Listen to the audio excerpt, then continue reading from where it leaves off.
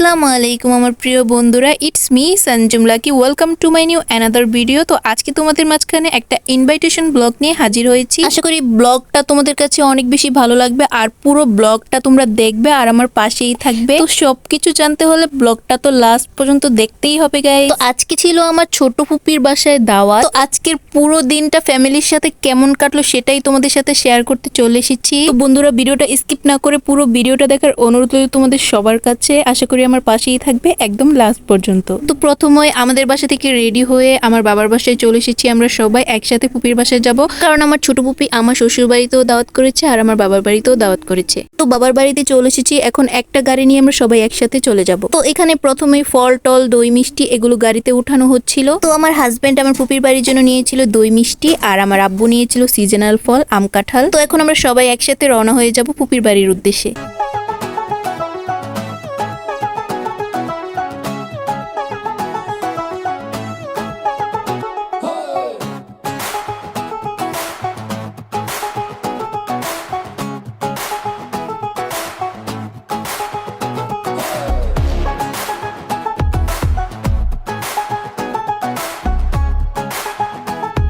তো আমার প্রিয় বন্ধুরা, ফাইনালি সবাই মিলে চলে এসেছি ফুপির বাসায়। এখন ভিতরে প্রবেশ করার পালা। তবে আমার ননদের হাজবেন্ড আর আমার দেওর কিন্তু এখনো আসেনি, তারা আসতেছে, মানে তারা পিছিয়ে আছে। তো এখন চলো বাকি বকবক ভিতরে গিয়ে করা যাক।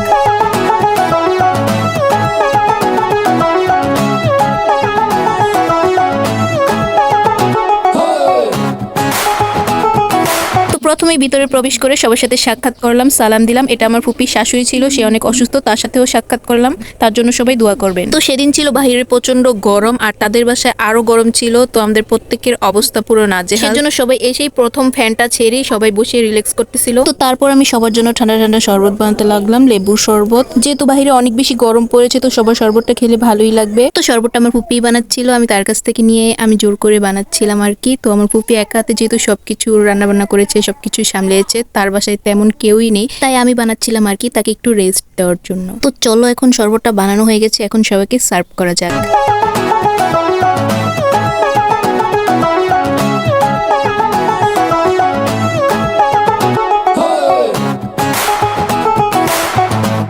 তো সবাইকে শরবত খাওয়ানোর পর আবারও আম কেটে দিলাম। তারপর আমার ননদের হাজবেন্ড দেবর ওরাও চলে আসলো।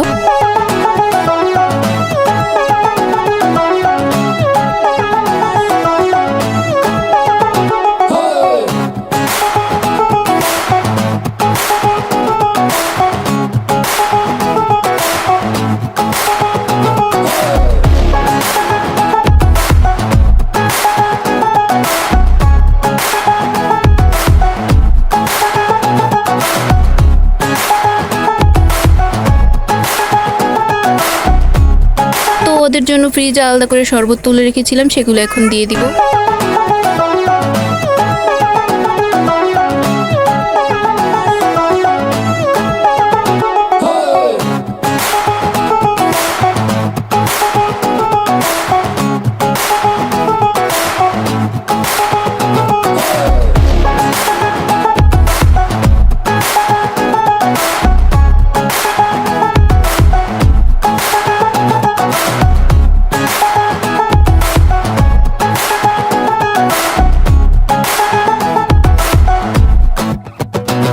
তারপর খাবার বাড়ছিলাম, যেহেতু অনেক লেট হয়ে গেছে, অনেক বেশি সবার ক্ষুধা পেয়ে গেছে। তো সবগুলো খাবার একবারে বেড়ে সবাইকে টেবিলে বসিয়ে সার্ভ করে দিব।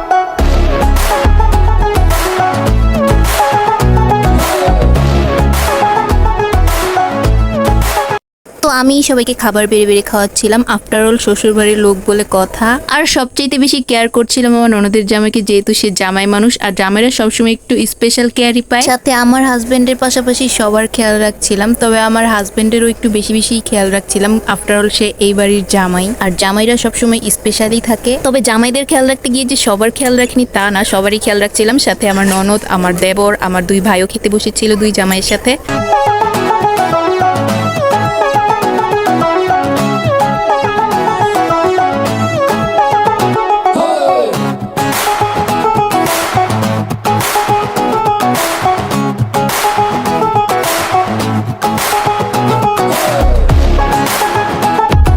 সবাইকে খাওয়ানোর পর এখন আমরা খেতে বসেছি। সাথে আমার শাশুড়ি, আমার আম্মু, আমার দাদি আর আমার আব্বু সবাই একসাথে খেতে বসেছি সবাইকে খাইয়ে।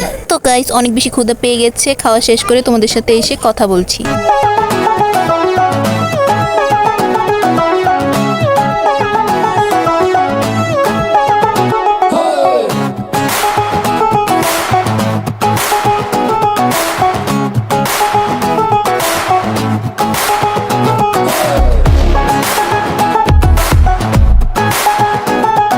গাইস, আমাদের খাওয়া দাওয়া সবার শেষ হয়ে গেছে। এখন সবাইকে মিষ্টি আর দই দেওয়া হয়েছে। সবাই এখন মিষ্টি দই খাবে।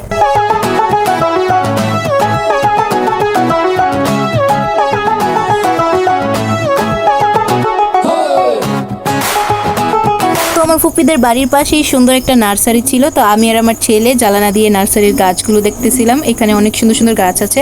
তারপর ভিতরে এসে দেখি আমার বড় মামা এখানে চলে এসেছিল। আসলে বড় মামার এইদিকে একটা কাজ ছিল। তারপরে যে দেখো ফ্রি ফায়ার গেমিং বাহিনী, এরা ফ্রি ফায়ার ছাড়া কিচ্ছু বোঝে না। ফ্রি ফায়ারের দিকেই ফোকাস, অন্য কোথাও নয়। আসলে এদের তিনজনকে ফ্রি ফায়ারের সাথেই বিয়ে দেওয়া হোক, আমি এটা চাই। কারণ এরা ফ্রি ফায়ারকে অনেক ভালোবাসে। আশেপাশে দিয়ে সুনামি বয়ে যাক, তাও এদের ফ্রি ফায়ার খেলা বাদ যাবে না। এদের ফ্রি ফায়ার থাকলেই চলবে, এদের বউও লাগবে না। আমিও এককালে ফ্রি ফায়ার লাভার ছিলাম, কিন্তু অনেক আগেই ব্রেকআপ করে দিয়েছি। ভাই কে দাওয়াতে এসেও ফ্রি ফায়ার খেলে? তো যাই হোক, এরা ফ্রি ফায়ার খেলো, আমি এখান দিয়ে মিষ্টি। তো আমার বাইরে আবার যখন ভিডিওটা দেখবে তখন আবার বলবে আমাদেরকে না পচালেই চলছিল না চলছিল। কাউকে একটু তেল মশলা ছাড়া রোস্ট না করলে কি জমে, তোমরাই বলো। তো ইতিমধ্যে আমার হাজবেন্ড, আমার দেবর, আমার ননদের হাজবেন্ড সবাই চলে গেছে খাওয়া দাওয়া করে। তো আমি, আমার শাশুড়ি, আমার আম্মু, আমার দুই ভাই আর আমার আব্বু ছিলাম। তো আমার ছোট ভাই বলতেছে চলো একটু ছাদ থেকে ঘুরে আসি, ছাদে আমাকে কয়টা ছবি তুলে দিবে। তো আমি বলতেছি কেন, তুই না ফ্রি ফায়ার খেলতেছিলি, তো এখন আবার ছাদে যাওয়ার ইচ্ছে হলো কেন? বলতেছে চলো তো, মানে ফ্রি ফায়ার গেম ওভার হয়ে গেছে তাই ছাদে যাওয়ার মন হয়েছে তার। তো তারপর কি আর করবো, আমার ছোট ভাইয়ের সাথে ছাদে গেলাম। কিন্তু ছাদে এত পরিমাণ রৌদ্র ছিল, আমরা উপরের দিকে তাকাতেই পারছিলাম না। আর পায়ের তলি যেন গরম হয়ে ফেটে যাচ্ছিল, এরকম লাগছিল। তো জুতা ছাড়া কোনোভাবেই হাঁটা যাচ্ছিল না। তবে আমার ফুপি ছাদে অনেকগুলো ড্রাগন ফল গাছ লাগিয়েছিল, সেগুলো আমি ঘুরে ঘুরে দেখছিলাম। আরো অনেক গাছ ছিল এখানে, অ্যালোভেরা গাছ, পাথরকুচি গাছ, তারপর ক্যাকটাস গাছ, গোলাপ গাছ, অনেক প্রকার গাছই ছিল। আর অনেক প্রকার গাছ থাকারই কথা, কারণ তাদের বাড়ির পাশেই ছিল একটা নার্সারি। এখানে অনেক অনেক গাছ ছিল, আমি সেগুলোই দেখছিলাম এতক্ষণ। তাদের বাড়ির পিছনের দিকেও একটা বড় পুকুর ছিল। তবে ওই দূরে জায়গাটা আমার অনেক বেশি ভালো লাগছিল। আর এই যে এটা হলো আমার ফুপিদের পুরনো দালান, মানে এই দালানটায় তার আগে থাকতো, এখন এখানে চলে এসেছে। আর তাদের বাড়ির পিছের এই বড় পুকুরটা আমার অনেক বেশি ভালো লাগছিল, অনেক অনেক মাছ ছেড়েছে তারা। আর ওই যে দেখো দূরে ইট খোলার ধোঁয়া দেখা যাচ্ছে। তো আমি বাড়ির পুরো চারপাশটা ঘুরে ঘুরে দেখলাম আর কি, আমার অনেক বেশি ভালো লেগেছে। সবসময় এত টাইম নিয়ে আসা হয় না, যখনই এসেছি শর্ট টাইমে এসেছি। আর যখন তারা পুরনো বাড়িতে ছিল তখন এসে অনেক থেকেও গিয়েছি, যখন আমি ছোট ছিলাম। কিন্তু আজকে তো দাওয়াতে এসেছি অনেক লং টাইম নিয়ে, সেজন্য পুরো বাড়িটা ঘুরে ঘুরে দেখছি। এই যে দেখো গোলাপ ফুলগুলো কি সুন্দর করে ফুটে আছে।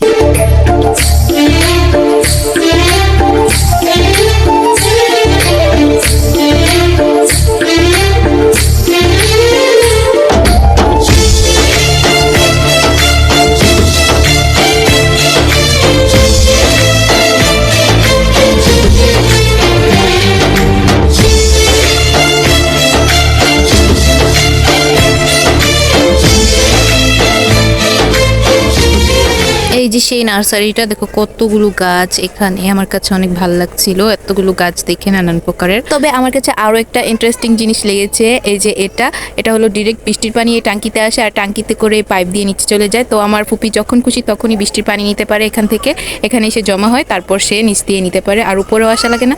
তো এই টেকনিকটা আমার কাছে অনেক বেশি ভালো লেগেছে, অনেক বেশি হেল্পফুল। তো বেশ কয়েক ঘন্টা ফুপির বাসায় কাটানোর পর এখন বাড়ি যাওয়ার পালা, সেজন্য নিচে চলে আসছি। ওই যে দেখো আমার ছেলে আগে গিয়ে আমাকে রেখে নিচে নেমে আসলো। তো ফুপির বাসায় বেড়াতে এসে তাদের ছাদের ট্যুর তোমাদের সাথে শেয়ার করলাম বন্ধুরা। কেমন লাগলো তোমাদের কাছে? আমার তো বেশ ভালো লেগেছে, বিশেষ করে কাঁচা কাঁচা ড্রাগন ফলগুলো। তো আমি তো এমনিতে ড্রাগন ফল লাভার, তো নিচে এসে আম খাচ্ছি এখন। তো বন্ধুরা দুঃখের বিষয় হচ্ছে ভিডিওটা এখানেই শেষ করতে হচ্ছে, কারণ বাকি ক্লিপস গুলো আমি নিতে ভুলে গিয়েছি। আমার মোবাইলে একদমই চার্জ ছিল না, চার্জে দিয়ে আমি ভুলে গিয়েছিলাম, তো বাকি ক্লিপস গুলো আমার নেওয়া হয়নি। তো এখানে এই ভিডিওটি শেষ করছি। ভিডিওটা ভালো লাগলে একটা লাইক কমেন্ট শেয়ার করে দিও, আমার পেজটা ফলো করে দিও, আর ইউটিউব থেকে দেখলে সাবস্ক্রাইব করে দিও, আর টিকটক থেকে দেখে থাকলে ফলো করে দিও। তো বন্ধুরা ভিডিও শেষ পর্যন্ত আমার পাশে থাকার জন্য তোমাদেরকে অসংখ্য ধন্যবাদ বন্ধুরা। আমার পাশে এভাবেই থেকো আর আমাকে সাপোর্ট করো। তোমাদের একটা মাত্র লাইক কমেন্ট শেয়ার আমাকে ভিডিও বানাতে আরো অনেক বেশি উৎসাহ করে। তো আজকের জন্য এখানেই বিদায় নিচ্ছি। ভালো থাকো, সুস্থ থাকো, আল্লাহ হাফেজ।